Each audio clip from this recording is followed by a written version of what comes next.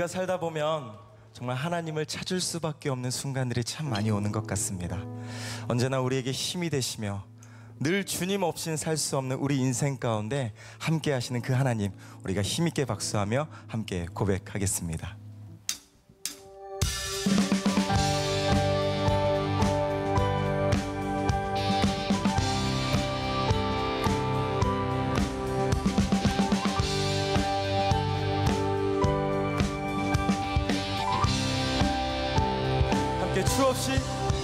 주 없이 살 수 없네. 죄인의 구주여, 그 귀한 보배 피로 날 구속하시니 구주의 사랑으로 흘리신 보혈이 내 소망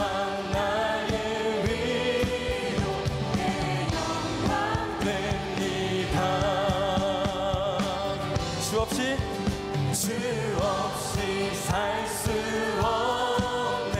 나 혼자 못 서리. 힘없고 부족하며 우리 3절 찬양합니다. 주 없이 살 수 없네. 내 주를 아신 나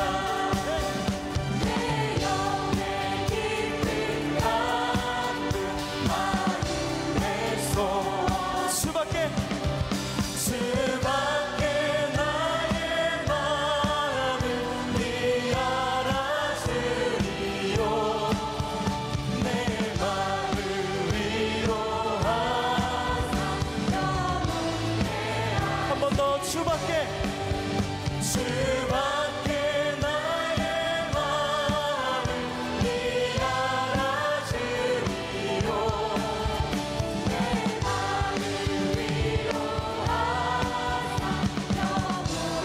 박수합니다.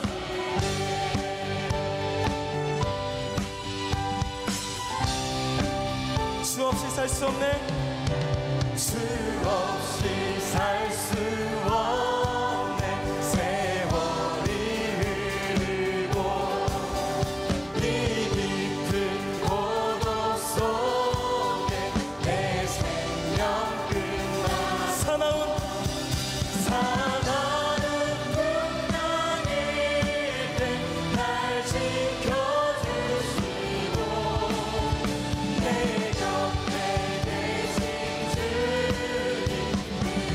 우리 한 번 더 찬양합니다. 사나운 풍랑일 때 날 지켜주시고 내 곁에 계신 주님, 내 곁에 계신 주님,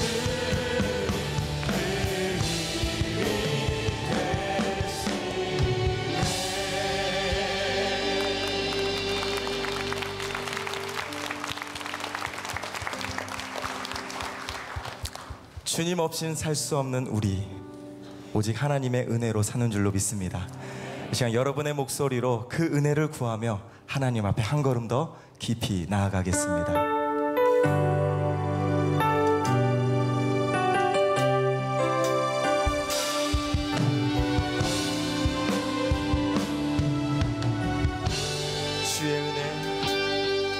주의 은혜의 비를 내게 내려주소서. 주의 은혜의 강에 나를 담가주소서. 내 앞에 놓여있는 크고 작은 문제들 크신 주의 은혜로 모두 흘러보내주소서.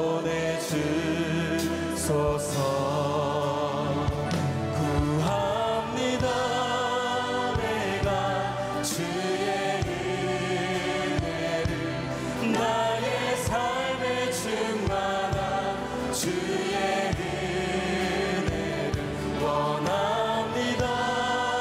내가 주와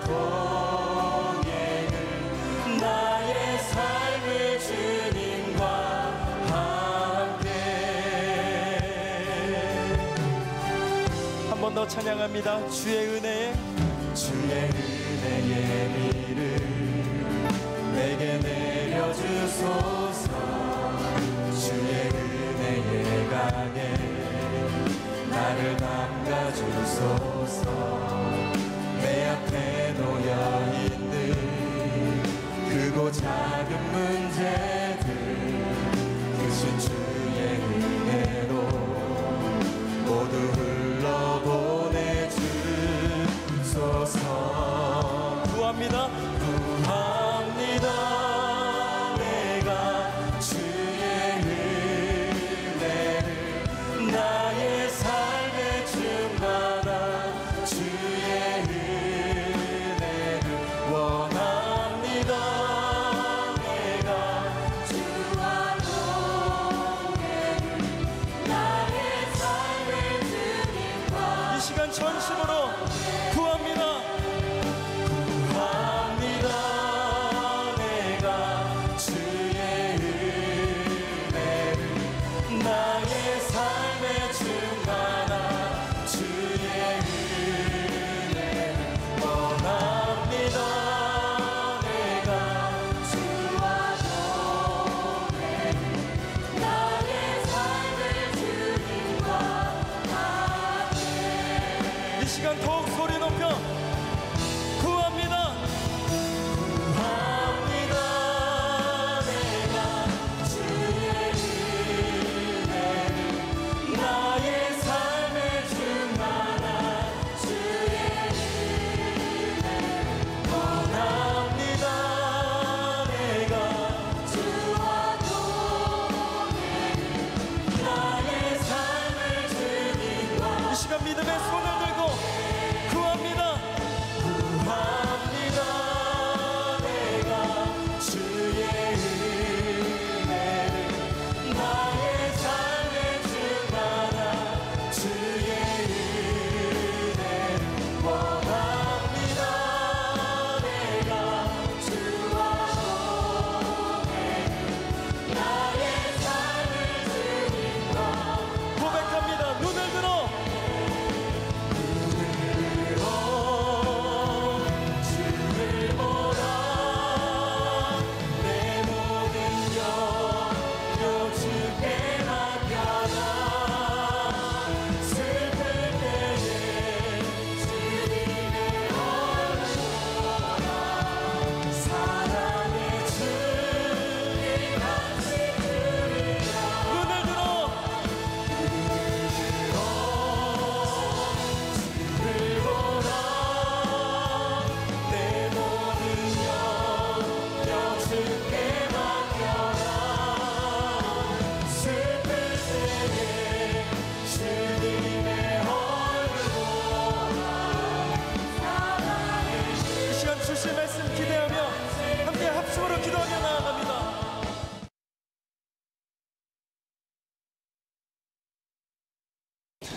여러분 지금 감사 노트들 잘 쓰고 계신가요?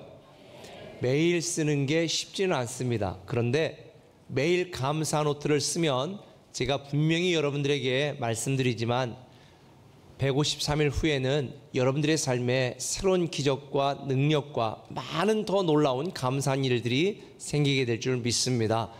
지금 우리가 듣는 많은 소식들이 우울하고 답답한 소식뿐입니다. 그런데 지난주에 굉장히 기분 좋은 소식이 있었습니다. 우리나라 일은 아닙니다. 동남아에 있는 태국에서 축구 유소년팀 학생들이 동굴에 탐험하러 들어갔다가 그만 불어난 폭우로 점점 밀려나 동굴 깊숙이 5km 떨어진 곳에 겨우 간신히 살아있다가 구조가 되었습니다.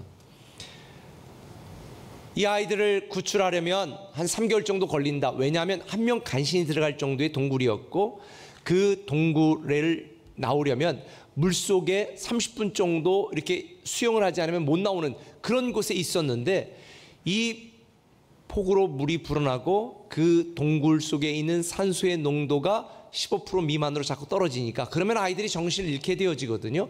더 이상 미룰 수 없다. 그래서 전 세계의 특수부대의 구조 전문 대원들과 그리고 또 구조 전문가 또 자원봉사한 사람들이 또 와가지고 물도 퍼내기도 하고 수많은 사람들이 하나가 되어 드디어 18일 만에 그 아이들을 전원 구조했다는 소식을 들으면서 굉장히 대단하다, 그런 생각을 했습니다. 힘을 합하면 여러 각계각층의 사람들이 사심없이 힘을 합하면 그들 한 사람이 갖고 있는 그 재능과 은사나 그 능력보다 어마어마한 일들을 해낼 수 있다는 것을 저는 이 사건을 통해서 보게 되어졌는데, 사실은 이게 저는 제 목회 현장 속에서 이미 경험한 일입니다. 중소도시에 많이 배운 것도 없고 돈도 없는 그러한 성도들이었지만 우리가 함께 믿음으로 꿈을 꾸고 함께 믿음으로 기도하고 함께 믿음으로 헌신하자라고 10년의 비전을 갖고 꿈꾼 그 결과가 오늘 우리 꿈의 교회입니다. 공주와 대전과 세종과 글로리에 있는 이 모습입니다. 어떤 한 사람의 능력 있는 목회자나 돈 많은 한 성도의 능력으로는 감당할 수 없는 일입니다. 저는 이런 일들을 통해서 우리가 믿음으로 함께 꿈을 꾸고 함께 헌신하고 함께 기도하면 우리들이 상상할 수 없는 엄청난 놀랍고 아름다운 기적들이 일어난다는 것을 저는 몸소 제 삶 속에서 경험하게 되었습니다. 근데 지금 우리가 살아가고 있는 시대는 그러한 일들을 보고 경험하기가 쉽지 않습니다. 이번에 미국 대통령 트럼프 참 독특한 분이신데 그분이 무역전쟁을 선포함으로 지금 미국과 중국이 대격돌하게 되었고 그 여파로 고래싸움에 새우등 터진다고 각각의 모든 작은 나라들과 세계에 경제 영향을 미쳐서 경제 전문가들 중에 어떤 분들은 앞으로 수년 내에 전 세계에 경제 위기가 온다고 전망하는 분들도 있습니다. 그러나 이런 위기와 위협들이 어제 오늘의 일은 아닙니다. 그리고 이것이 특별한 일은 아닙니다. 마태복음 24장에 보면 주님이 오실 날이 가까운 말세에 있는 현상 중에 하나를 이렇게 말씀하셨습니다. 나라와 나라가 대적할 것이고 민족이 민족을 대적할 것이고 그리고 지역과 지역이 갈등하게 될 것이고 또 많은 사람들이 사랑이 식어져 서로 대립하고 반목하는 일들이 많아져 양극화 현상은 점점 심각해질 거라고 이미 성경에 주님께서는 친히 예언을 해 놓으셨습니다. 지난주에도 동성애를 반대하는 우리 사람들과 또 동성애를 지지하는 사람들이 서울 광화문 광장에 엄청난 인파가 모여서 서로 대립하고 서로의 주장을 하는 것을 우리는 보았습니다. 앞으로는 각 사안마다 서로 반목하고 대립한 일들이 더 많아지면 많아졌지 작아지지는 않을 것입니다. 그런데 세상만 그런 게 아닙니다. 기독교도 마찬가지죠. 비견한 예로 우리 한국만 해도 한기총, 한교총, 한교연 기독교를 대표한다는 단체들이 3개나 있습니다. 저는 다음 주에 우리 교단 대표로 이 단체들이 통합하는 일들을 위하여 또 함께 회의에 참석하게 될 것인데 세상이 점점점 더 악해지고 많은 사람들이 점점점 분열되어지고 반목하는 시대에 살고 있습니다. 교회도 마찬가지입니다. 제가 미국에서 강의를 듣다가 미국 교수님이 한국의 장로교를 얘기하면서 통합측, 합동측 한국말로 하는데 제가 얼마나 웃겼는지 모릅니다. 장로교 안에만도 수백 개의 교단이 있습니다. 왜 이렇게 교회 수많은 교단이 있고 또 교회 안에도 많은 성도들이 서로 반목하고 갈등하고 상처받고 실족하고 실망할 것인가? 이건 다 사단이 분열하여 기독교인들을 무너뜨리려고 하는 전략의 일부라고 저는 생각하고 있습니다. 성경에 보면 다 합력하여 하나가 되라고 말했거든요. 그런데 이렇게 분열하고 반목하는 것이 어제 오늘의 일이 아니라 초대교회인 오늘 본문에 등장하는 안디옥 교회도 마찬가지였습니다. 스데반의 순교 사건 이후로 흩어진 사람들 중에 헌신된 몇 사람, 복음에 대한 열정을 가진 몇 사람들이 세운 교회가 안디옥 교회입니다. 이방인들도 구원받았습니다. 얼마나 행복했습니까? 그런데 사도행전에 보면 안디옥 교회 구성원들을 설명하는데 거기에는 교사도 있었고 선지자도 있었고 헤롯의 젖동생 마난도 있었고 그 다음에 무슨 구레네 사람도 있었다. 이게 그냥 읽으면 별로 감동이 안 되지만 요거를 배경으로 읽으면 너무 감동이 되는 거예요. 왜냐하면 선자들은 열정적인 자들입니다. 뜨거운 자들입니다. 은사와 신비적인 환상을 보는 자들입니다. 그런데 교사들은 당시 헬라 철학으로 무장한 지식과 논리와 이게 이성이 분명한 사람들이거든요. 그런데 이렇게 전혀 다른 성향을 가진 사람들이 한 교회에 있었습니다. 또 헤롯의 젖동생 마난으로 설명되어지는 귀족들도 있었습니다. 구레네 사람은 아프리카의 노예 출신이었습니다. 세상에 한 교회에 귀족도 있고 노예 출신도 있고 뜨거운 사람도 있고 냉랭한 사람도 있고 온갖 사람들이 있는 이 안디옥 교회, 그런데 그들은 복음으로 하나가 되었습니다. 복음을 위하여 그들은 정말 열정적으로 살았던 안디옥 교회, 서로의 다름을 존중하면서 복음 안에 하나가 되었던 정말 이상적인 교회, 제가 꿈꾸는 교회가 바로 안디옥 교회입니다. 소래 출신과 지위와 상황과 출신과 다르게 복음으로 하나 된 교회. 그런데 예루살렘에서 온 어떤 사람들, 오늘 설교 제목이 어떤 사람들입니다. 어떤 사람들이 안디옥 교회에 와서 이렇게 주장하는 겁니다. 1절에 보니까 어떤 사람들이 유대로부터 내려와서 형제들 가르치되 너희가 모세의 법대로 할 일을 받지 않으면 능히 구원받지 못한다, 이런 주장을 하는 겁니다. 아니 그러니 할례를 받지 않았던 대부분의 이방 성도로 구성되어 있는 안디옥 교회에 논란이 일어났습니다. 아니 그럼 우리 구원 못 받는 거야? 다 할례 받아야 돼? 이게만 논쟁이 되니까 교회 안에서 성도들끼리 반목하고 변론하고 자기 주장하면서 심지어 파당도 만들어지게 되는 거예요. 이때 바울과 바나바가 이렇게 해서는 안 되겠다라고 생각을 하고 예루살렘에 있는 사도들에게 물으러 가 대화하는 장면이 오늘 우리가 읽은 본문의 내용인데, 저는 오늘 이 본문을 읽으면서 오늘날 교회나 가정이나 사회나 단체나 문제를 일으키는 사람들은 대다수의 많은 사람이 아니라 어떤 사람들, 자기 주장하는 어떤 사람들이 헌신된 몇 사람이 세운 그 교회와 단체들을 망치고 무너뜨리는구나 라는 사실을 발견하게 되었습니다. 저는 우리 꿈의 교회 공동체에는 교회 문제를 일으키는 어떤 사람은 한 사람도 없고, 정말 헌신된 마음으로 복음의 축복을 누리고 복음의 축복을 나누는 헌신된 몇 사람들만 가득한 우리 교회가 되기를 소망하고 있습니다. 그러려면 어떻게 될까? 오늘 본문을 통해 두 가지를 우리가 알아야 되는데, 그 첫 번째는 이겁니다. 문제는 함께 간다는 것입니다. 우리 인생의 문제는 함께 가게 되어 있습니다. 세상에 문제없는 나라가 있나요? 문제없는 단체가 있나요? 문제없는 직장이 있나요? 문제없는 교회도 없습니다. 문제없는 가정도 없습니다. 사람이 있는 곳에는 항상 문제가 생기게 되어 있습니다. 왜냐하면 사람이 문제의 근원이거든요. 모든 사람이 죄를 범한 사람이 있는 곳에는 문제가 있을 수밖에 없는 거예요.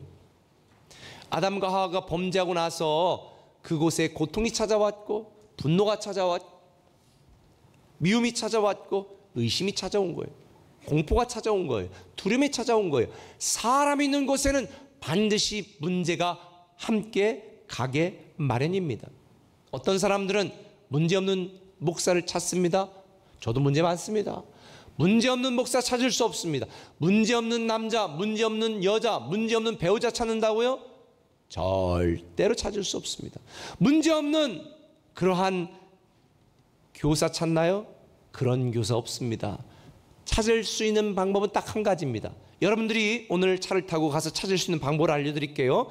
이곳을 가다가 공주를 가다 보면, 여기에서 5분 정도 가다 보면 오른쪽에 묘지가 있는데, 묘지를 파보시면 그런 분들은 그곳에서 발견할 수 있을 것입니다. 다시 말하면 문제는 사람이 문제이기 때문에 살아있는 사람들이 있는 곳에는 다 문제가 있습니다. 지금 말씀드린 것처럼 교회 안에도 문제가 있습니다. 오늘 본문 1절, 2절을 같이 읽겠습니다. 어떤 사람들이 유대로부터 내려와서 형제들을 가르치되 너희가 모세의 법대로 할례를 받지 아니하면 능히 구원을 받지 못하리라 하니, 바울 및 바나바와 그들 사이에 적지 아니한 다툼과 변론이 일어난지라. 어떤 사람들 때문에 하나 되었고 행복했고 아름답고 건강했던 안디옥 교회에 다툼과 변론이 일어났습니다. 유대에서 온 어떤 사람들은 할례 받지 않으면 구원받지 못한다. 사실 이들의 주장이 꼭 틀렸다고만 우리가 단정할 수는 없는 게, 하나님께서는 이스라엘 백성들을 선택하시고 선택했다는 표로 모든 남자들은 할례를 받게 했거든요. 다시 말하면 할례를 받았다는 것은 하나님께 택함 받은 사람들이라는 의미거든요. 그러니까 그들은 이방인들도 복음을 듣고 구원을 받았으면 하나님이 택한 사람이라는 의미로 할례를 받아야 된다. 이게 맞는 것처럼 보이는 거예요. 그런데 이런 논란 속에 다툼이 일어나니까 바울과 바나바가 우리보다 성숙한 예루살렘 교회 사도들에게 물어보자. 그리고 예루살렘 교회 갔습니다. 그런데 거기서 문제가 해결될 줄 알았더니 혹 때리다가 혹을 붙이는 상황이 되어졌습니다. 5절을 우리말 성경으로 읽겠습니다. 그때 바리새파에 속해 있다 신자가 된 몇몇 사람들이 일어나 말했습니다. 이방 사람들이 할례를 받고 모세의 율법을 지키도록 해야 합니다. 아니, 안디옥 교회에 왔던 어떤 사람들이 지금 어떤 사람들이냐? 이 예루살렘 교회에서도 있었던 이 어떤 사람들로부터 온 어떤 사람들인 거예요. 이게 무슨 소리냐면, 예루살렘 교회는 바리새인이었다가 구원을 받은 사람들이 있었거든요. 이들은 율법을 목숨 걸고 지켰습니다. 신앙의 행위를 굉장히 중요하게 여겼던 사람들입니다. 그러니 이런 생각을 가진 사람들 중에 어떤 사람이 안디옥 교회 가서 다툼과 분란을 일으킨 거예요. 그런데 이런 주장을 하는 사람들에 대하여 베드로 사도가 뭐라고 이야기하는 줄 아십니까?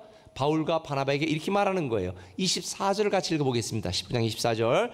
들은즉 우리 가운데서 어떤 사람들이 우리의 지시도 없이 나가서 말로 너희를 괴롭게 하고 마음을 혼란하게 한다 하기로. 예루살렘 교인들 중에 어떤 사람들이 사도들의 지시도 없이 안디옥 교회 가서 구원받으려면 할례를 받아야 된다고 주장하는 거예요. 혹시 여러분들 중에도 뭐 교회가 그렇다더라 막 그러고 이렇게 해가지고 막 여러분의 마음을 불편하게 하는 분들이 있으면 꼭 저한테 확인을 해주세요. 제가 진짜 그런 말 했는지. 이게 사도들의 지시도 없이 자기들이 생각하는 대로 주장하는 어떤 사람들 때문에 안디옥 교회도 분란이 일어나는 것입니다. 행복했던 성도들의 신앙생활이 불편해지기 시작했습니다. 하나 되었던 성도들의 의견이 갈라지기 시작했습니다. 물론 이들은 할례를 받는 것이 당연하다고 생각했기 때문에 그렇겠지요. 그러나 우리가 여기서 알아야 될 게 있습니다. 내가 당연하다고 여기는 것이 꼭 성경적인 바른 답은 아닐 수도 있다는 것입니다. 우리 세종꿈의교회 다양한 교단과 교파에서 신앙생활 하시고 오신 분들도 있고 갓 예수를 믿은 분들도 있습니다. 여러분이 생각하는 것이 꼭 성경적이지 않을 수도 있다는 것을 여러분은 염두에 두셔야 됩니다. 그런데도 많은 사람들은, 아니 어떤 사람들은 자기가 생각하고 있는 것이 맞다고 주장하고 교만하게 자기의 지식을 드러내는 분들도 있습니다. 우리에게는 없습니다. 그런데 이렇게 어떤 사람들처럼 전통을 기준으로 삼아 복음을 왜곡하거나 자기 수준과 자기 기준과 자기 지식으로 복음을 판단하거나 사도들의 지시를 거부하고 임의대로 가르치는 이 어떤 사람들, 과거를 기준으로 복음을 해석하는 어떤 사람들이 교회에 문제를 일으키는 것입니다. 저는 우리 꿈의 교회가 안디옥 교회 같이 복음의 열정적인 교회가 되기를 저는 기대하고 있습니다. 그러려면 여러분의 가정과 교회에서 문제를 야기하는 어떤 사람이 되는 것이 아니라 복음의 축복을 나누고 복음의 특권을 누리는 헌신된 몇 사람의 그리스도인이 되어야 될 줄 믿습니다. 사실 우리가 신앙생활을 하면 개인적으로도 많은 문제들을 직면하게 되어집니다. 많은 문제들이 있습니다. 그러나 절대 당황하지 마세요. 문제는요 항상 함께 갑니다. 문제가 없을 수가 없습니다. 여러분들이 이것이 정말 내 생각인가, 하나님의 기대인가, 하나님의 계획인가, 하나님의 뜻인가를 판단하셔서 잘 결정하시기를 바랍니다. 그런데 혹 여러분들이 결정을 내릴 수 없이 명쾌한 답변을 여러분 스스로 내릴 수 없다, 그러면 여러분들보다 성숙한 사람들의 조언을 드려야 됩니다. 오늘 바울과 바나바는 안디옥에서 해결할 수 없자 예루살렘에 있는 사도들의 의견을 들으러 간 것입니다. 오늘날 성도들이 실족하고 실망하는 많은 이유들 중에 문제가 뭔지 아세요? 어떤 문제가 생기면 자기들보다 성숙한 사람들의 의견을 들어야 되는데 자기랑 수준이 같거나 자기보다 수준이 낮은 사람들의 이야기를 들어요. 그리고 자기 임의대로 판단하고 실족하고 실망해버립니다. 우리 교회 안에도 그런 분들이 있을 것입니다. 조금 목장 안에서도 그렇고 좀 친밀하게 하다 보면 살다 보면 그래 정말 그랬어 그런가 보다 에이 그럼 관두지 이럴 수도 있는 거예요. 얼마 전에 여고생 2명이 뛰어내린 사건이 있습니다. 투신한 사건이 있습니다. 너무 가슴이 아픈 거예요. 아니 나 힘들어 죽겠어. 정말 내가 죽고 싶어. 그때 자기보다 성숙한 사람에게 상담을 받았으면 아니야 그거 아니야 이건 다 지나가는 거야 힘내 이러고 힘을 줬을 텐데 자기 친구에게 야 나 힘들어 죽겠어 나도 힘든데 너도 힘드냐 그래 어떡한다냐 우리 뛰어내릴까 그래 같이 뛰어내리자 이런 거거든요. 여러분 신앙생활 하면서 여러분이 복음적으로 다시 시작할 수 있도록 명쾌하게 결론을 내릴 수 없는 상황이 온다면 꼭 부탁드립니다. 여러분보다 성숙한 분들의 의견을 따르세요. 만약 여러분들의 목자에게 말했는데도 답변이 없다 그러면 목사에게 얘기하고 목사에게 했는데도 마음이 시원하지 않다 그럼 저에게 꼭 이야기하시기 바랍니다. 전화라든지 이메일을 보내주세요. 절대로 여러분 임의대로 결정하면 안 됩니다. 이게 바로 바울과 바나바의 모습이었습니다. 사실 저는 목회하면서 굉장히 힘든 때가 많았어요. 왜냐하면 저는 좀 완벽주의적인 성격을 가졌거든요. 그러니까 저는 최선을 다해서 문제없는 교회, 문제없는 목회를 하고 싶은데 이게 하나가 해결되면 또 속썩이는 사람이 두더지처럼 톡 튀어나와. 이걸 해결하면 톡 튀어나오고 그러니 야 나는 능력이 없나 보다. 난 실력이 없나 보다. 난 모든 성도들이 설교를 준비해서 은혜 받았으면 좋겠는데 아이고 목사님 이러면 내가 막 아이고 나 목회 못 할라나. 난 능력이 없나. 나는 아닌겨벼. 나 혼자 그런 생각을 했어요. 그래서 때려치려고 그만두려고 포기하려고 몇 번을 생각했는지 몰라요. 그런데 어느 날 깨달았어요. 아하 나는 내가 완벽해서 내 힘과 능력으로 목회하는 것이 아니라 하나님의 은혜 아니고는 난 불가능한 존재다. 문제는 항상 있다. 이거를 내가 받아들이기 시작한 겁니다. 그리고 문제가 있다라고 받아들이니까 때때로 내가 감당할 사람이 생기면 하나님이 나로 하여금 저분을 통해 뭔가 말씀하시는구나 이렇게 바라보기 시작한 거예요. 그리고 그분의 미래를 기대하기 시작한 거예요. 어떤 어려운 상황이 생기면 이건 나를 목회 못하게 하려고 하나님이 나를 시험하는 게 아니라 이걸 극복하고 더 나은 내일을 보여주시려고 지금 양념을 하시는구나 지금 재료를 준비하시는구나 이렇게 생각을 하니까 마음이 너무 편해지는 거예요. 그때 제가 깨달아서 성도들에게 말했습니다. 믿음이란 현실을 하나님의 관점으로 재해석하는 거라고. 그렇게 받아들이기 시작하니까 문제와 문제 있는 사람을 받아들이기 시작하니까 범사에 감사한 거예요. 합력하여 선을 이루시는 하나님을 믿으니까 저는 너무 감사해지는 거예요. 우리에게는 모든 결정들이 만장일치입니다. 99.99%. 왜 그럴까요? 제가 의견하는데 딱 한 분이 다 찬성하는데 반대. 그럼 밀어붙이지 않습니다. 그러면 2주 동안 더 기도해보고 결정합시다. 2주 동안 기도하고 회했는데 또 문제를 일으킨 분이 또 이 일을 제기하는 분이 있었어요. 그러면 저는 잘 몰라서 그러는데 그럼 그 문제를 어떻게 해결할 수 있는지 좀 알아봐 주시고 2주에 또 다시 회의하겠습니다. 저 이렇게 했어요. 근데 그분이 와서 또 2주에 와서는 그러는 거예요. 그냥 다 조사해보고 제가 알아보니까 다 결정한 대로 하는 게 그게 최선이네요. 그렇게 해서 결정을 하는 거예요. 여러분 우리가 살아가면서 우리를 힘들게 하고 우리 앞길을 막는 것처럼 보이는 분들이 있습니다. 그런 문제도 있습니다. 그러나 분명한 것은 하나님이 합력하여 선을 이루신다는 것, 은혜로 사는 인생이라는 것을 우리가 알게 되어진다면 우리는 범사에 감사하게 되어지고 그리고 문제를 그대로 받아들이면서 문제를 통해 다시 우리를 회복하시고 그 오늘의 문제를 하나님께서 축복과 기적의 재료로 만드신다는 것을 저는 발견하게 되었습니다. 사실 이 안디옥 교회에서 발생한 문제로 인해서 복음의 본질과 구원의 조건이 무엇인지 명확해지지 않았습니까? 사실 초기의 예루살렘 교회도 구제 문제로 논란이 있었습니다. 재산이 있는 사람들이 팔아내놓고 가난한 사람들에게 나눠줬는데 헬라파 유대인들이 우리는 왜 조금 주냐 불평을 하니까 안 되겠다 이렇게 해서는 그래서 7집사를 세우고 초대교회 행정체계가 확립이 된 것입니다. 문제는 항상 있습니다. 그런데 분명한 것 하나님은 문제를 문제로 끝나게 하는 것이 아니라 변화와 성장의 디딤돌로 만드신다. 제가 여러분에게 말씀드리는 것처럼 상처를 사명으로 바꾸시기를 바랍니다. 만약 여러분들이 꿈의 교회에 대해서 이건 문제가 있다, 불만이 있다, 그러면 하나님이 여러분에게 사명을 주신 것입니다. 불만은 사명입니다. 왜? 못 보는 분들은요, 관심이 없는 분들은 안 보이거든요. 관심이 있으니까 보이는 거거든요. 근데 문제가 있다, 그러면 하나님이 그 일을 하라고 여러분을 부르신 거예요. 사랑하는 꿈의 성도 여러분, 저는 여러분들 오늘 저와 여러분이 겪는 수많은 문제는 내일 우리의 축복을 향한 하나님의 포석이라는 것을 꼭 기억하세요. 예전에 교회에 우리 바둑 사역팀도 있었어요. 오늘은 뭐 탁구 핑퐁 사역팀도 모집하던데, 근데 저는 바둑을 잘 못 둬요. 못 두다 보니까 맨 앞에 있는 거 4개 딱 싸가지고 따먹는 거 요거밖에 몰라. 근데 고수랑 제가 한번 두었는데요, 이분은 내가 이거 하나 따먹는 동안에 여기다 탁 놓고, 내가 2개 따먹는 동안에 여기다 탁 놓고, 아이고 저 양반 뭐하나. 그래 난 또 3개 따먹는 동안에 중간에 탁 놓고, 근데 나중에 보니까 4개 다 따먹혔어. 세상에 그분은 미래를 위한 포석을 둔 거고, 저는 당장의 앞만 보고 따먹는 일에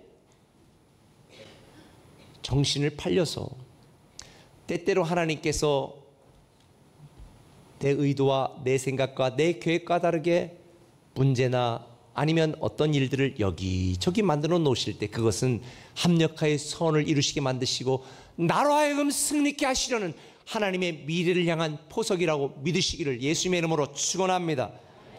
그렇다면 오늘 저와 여러분들이 아파하고 기도하는 수많은 문제와 기도 제목들은 미래를 향한 축복의 실마리가 되고 내일을 향한 새로운 도약의 분기점이 될 줄 믿습니다.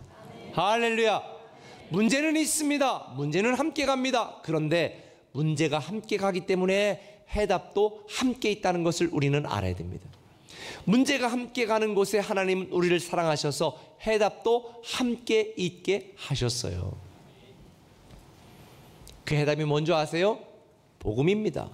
수많은 논쟁 가운데에 베드로는 이렇게 이야기합니다. 9절과 11절을 같이 한번 읽어보겠습니다. 믿음으로 그들의 마음을 깨끗이 하사 그들이나 우리나 차별하지 아니하셨느니라. 우리는 그들이 우리와 동일하게 주 예수의 은혜로 구원받은 줄을 믿노라 하니라. 베드로가 뭐라고 결론 내냐면, 차별 없는 믿음과 동일한 은혜로 우리는 구원을 받았다. 결국 차별 없는 믿음과 동일한 은혜는요, 복음을 이야기하는 것입니다. 내 노력과 내 힘과 내 의지와 내 정성으로 해결되는 게 아니라 결국 무엇으로? 복음으로, 하나님의 은혜로. 그 누구도 우리의 행위로 구원받을 수 없다. 우리의 노력은 1도 없다. 다 하나님의 은혜다. 전적인 하나님의 은혜, 100% 하나님의 은혜. 이게 바로 복음입니다. 이 복음으로 결론을 낸다면 우리는 너 내가 밥 10번 사줄 동안에 한 번도 안 사줬다나 이런 말 안 해요. 왜? 그 사람이 나에게 베풀어주고 한 것이 하나도 없어도 복음으로 결론을 낸다면 우리는 그럼에도 불구하고 용서하고 용납하고 사랑하고 함께 할 수 있는 거거든요. 베드로는 이렇게 말해요.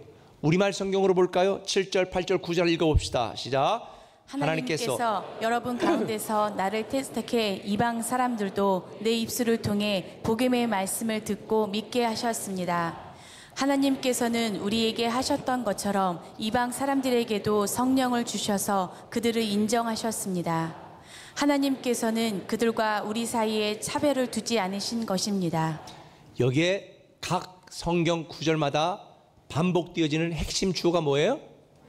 하나님께서 하시지 않으면, 하나님께서 돕지 않으면, 하나님께서 은혜를 베풀어 주시지 않으면, 하나님께서 사랑해 주시지 않으면, 하나님께서 기회를 주시지 않으면 여러분의 모든 노력은 아무런 소용이 없는 것입니다.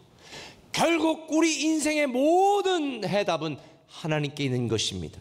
그래서 우리는 복음으로 결론을 낼 수밖에 없는 것입니다. 우리가 살아가는 동안에 많은 문제, 수많은 갈등의 순간에 봉착하게 되어집니다. 그때 우리는 우리 자신에게 이렇게 질문해야 됩니다. 누구를 위해서 결론을 내릴 것인가? 무엇을 위하여 결론을 낼 것인가? 만약 여러분들이 갖고 있는 수많은 문제 가운데에 내 이익을 위해 결론을 낸다면 그것은 복음으로 결론 내는 게 아닙니다. 만약 내 자존심이나 내 욕심을 위하여 결론을 내린다면 그것은 어쩌면 최악의 상황으로 끝날 수도 있습니다. 그래서 우리는 복음으로 결론 내야 됩니다. 이미 우리에게 주어진 복음으로 하나님만이 내 모든 문제를 해결하실 수 있다는 것을 알기 때문에 우리는 우리가 찬양한 것처럼 주만 바라봐야 되는 것입니다. 주만 의지해야 되는 것입니다. 주께 맡겨야 되는 것입니다. 그렇다고 주께 맡긴다고 내가 아무것도 안 하고 있는 것을 의미하는 것은 아닙니다. 주님이 반드시 해결할 것을 믿기 때문에 내가 할 수 있는 최선을 다하는 것이 바로 주님을 믿는 것입니다. 저는 여러분들이 하나님의 영광과 복음으로 여러분의 모든 문제를 결론 내시기를 예수님의 이름으로 축원합니다. 해답은 하나님께 있습니다. 자기 기준과 자기 생각과 자기 수준에 따라 가정과 교회 문제를 일으키는 어떤 사람 되지 마시고 하나님의 계획, 하나님의 기준을 바라보면서 믿음의 생각과 생명의 언어로 문제를 풀어가고 하나님께 영광을 돌리는 몇 사람이 여러분이 되시기를 바랍니다. 빌 하이베스 목사님은 이런 얘기를 했습니다. 같은 문제를 보는데도 다이아몬드처럼 빛나는 기회를 포착하는 사람들이 있고 먼지 가득한 탄광만 겨우 보는 사람이 있다. 다이아몬드를 캐는 탄광에 그 먼지 속에 빛나는 다이아몬드를 보는 사람이 있고 어떤 사람들은 다이아몬드도 없는데 이렇게 먼지 많은 탄광에서 폐병 걸려 죽겠네 불평하다가 진짜 죽어가는 사람이 있습니다. 어차피 우리가 살아가는 세상은요 먼지가 가득한 문제가 많은 세상입니다. 그러나 우리는 그곳에서 살아계신 하나님 다이아몬드 같은 복음으로 예수 그리스도가 우리 인생의 결론이 되도록 만드신다면 여러분이 갖고 있는 모든 문제의 해답이신 그분께서 합력하여 선을 이루게 만들어 주실 줄 믿습니다. 여러분의 주장, 여러분의 생각, 여러분의 전통, 여러분의 경험 주장하지 마세요. 예수 그리스도가 결론이 되게 해 주시기를 바랍니다. 제가 친밀하게 교제하고 있는 우리 강주민 목사님이 책을 수십 권 썼는데 그분이 쓴 책 중에 이런 말을 했습니다. 문제는 기적을 창조한다. 사막에는 오아시스가 있다. 예수님은 문제 속으로 들어가셔서 문제를 축복으로 바꾸셨다. 이렇게 말씀을 했습니다. 저는 여러분들이 문제를 축복으로 바꾸시는 예수 그리스도 그분만 붙들고 살아가시기를 예수님의 이름으로 축원합니다. 결국 안디옥 교회 분란과 논쟁, 예루살렘 교회 문제를 다 보았던 사도 바울은 또 다른 수많은 문제를 갖고 있었던 고린도 교회를 향하여 이렇게 권면합니다. 고린도전서 10장 31절 이하를 같이 읽읍시다. 그런즉 너희가 먹든지 마시든지 무엇을 하든지 다 하나님의 영광을 위하여 하라. 유대인에게나 헬라인에게나 하나님의 교회에나 거치는 자가 되지 말고 나와 같이 모든 일에 모든 사람을 기쁘게 하여 자신의 유익을 구하지 아니하고 많은 사람의 유익을 구하여 그들로 구원을 받게 하라. 먹든지 마시든지 무엇을 하든지 하나님의 영광을 위해서 하라. 하나님의 교회나 사람들에게 거치는 자가 되지 말라. 거치는 어떤 사람 되지 말라. 모든 일에 모든 사람을 기쁘게 하고 많은 사람의 유익을 구하여 그들로 하여금 구원을 얻게 하는 몇 사람의 그리스도인이 되라. 이게 사도 바울이 내린 권면입니다. 사랑하는 꿈의 가족 여러분, 그리스도인은 세상 사람들과 다르게 문제를 풀어가야 됩니다. 저는 그런 사람들이 되었으면 좋겠습니다. 특별히 제가 오늘 말씀을 마무리하면서 여러분에게 부탁드리고 싶은 게 있습니다. 오늘 본문 11절 이후 12절에 보면 이런 말씀이 있습니다. 온 무리가 가만히 있어 바나바와 바울이 하나님께서 자기들로 말미암아 이방인 중에서 행하신 표적과 기사에 관하여 말하는 것을 듣더니 온 무리가 가만히 있었다. 수많은 논쟁이 있었습니다. 다툼도 있었습니다. 그런데 사도 바울이 말합니다. 내가 고넬료 가정을 구원했을 때 경험으로 볼 때 하나님은 모든 이방 사람들을 은혜로 구원하신다. 이렇게 마지막 결론을 내릴 때에 자기 주장하고 자기 생각을 이야기했던 수많은 사람들이 다 가만히 있었습니다. 베드로가 말하는 결론을 받아들였습니다. 저는 교회도 이래야 된다고 생각합니다. 건강한 교회는 자기 의견을 이야기할 수 있습니다. 자기 생각도 말할 수 있습니다. 서로 논쟁도 할 수 있습니다.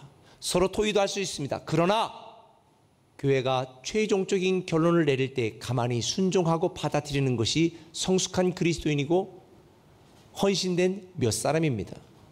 오늘날 한국 사회 문제는 승복하지 않는 것이 문제입니다. 받아들이지 않는 게 문제입니다. 교회는도 마찬가지입니다. 끝까지 자기 주장합니다. 근데 끝까지 자기 주장하는 것은 죄의 본질입니다. 순종은 하나님의 뜻입니다. 저는 여러분들이 여러분의 모든 생각을 이야기할 수 있지만 하나님의 계획, 하나님의 뜻, 하나님이 원하시는 방향성 안에 최종 결정이 딱 나는 순간에 그걸 받아들이고 순종하고 순복하고 함께하는 자, 이것이 바로 교회의 문제를 만드는 어떤 사람이 아니라 교회를 세우고 하나님의 영광을 위하는 몇 사람의 그리스도인인 줄 믿으시기를 바랍니다. 이번 여름 캠프가 어제부터 진행되고 있습니다. 많은 분들이 자원봉사해 주셔서 진심으로 감사합니다. 근데 자원봉사를 가보면 우리 교육자들이 준비하고 정말 최선을 다하고 있지만 전문가들 중에 자원봉사하는 분들이 보면 부족하고 연약한 부분도 보일 것입니다.